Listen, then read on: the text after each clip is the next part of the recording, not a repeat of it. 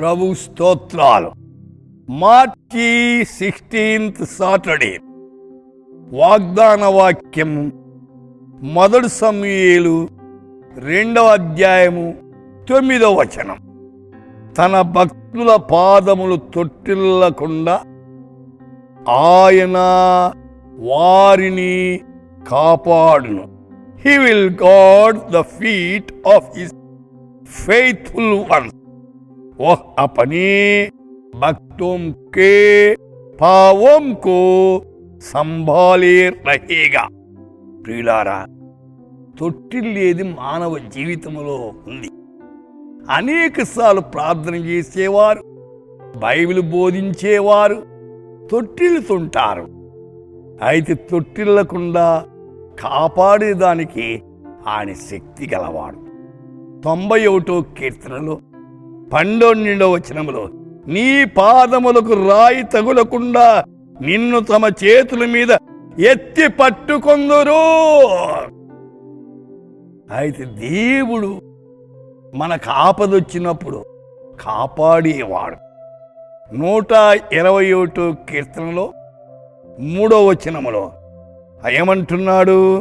ఆ నీ పాదము తొట్టిళ్లకు నిన్ను కాపాడువాడు కునుకడు. కునుకుడంటే కునుకుపాట్లు వేస్తా, నిద్రకు ముందు కునుకుపాట్లు వస్తాయి, కునుకడు అంటున్నాడు. సామెతలు 3:26లో, యెహోవా నీకు ఆధారమగును, నీ కాలు చిక్కుబడకుండా అట్లు ఆయన నిన్ను కాపాడు.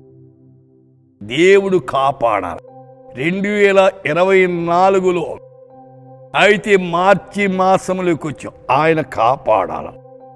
దానికి యూదా పత్రికలో 1వ అధ్యాయం 24లో, తొట్టిల్లకుండా మిమ్మల్ని కాపాడువాడు.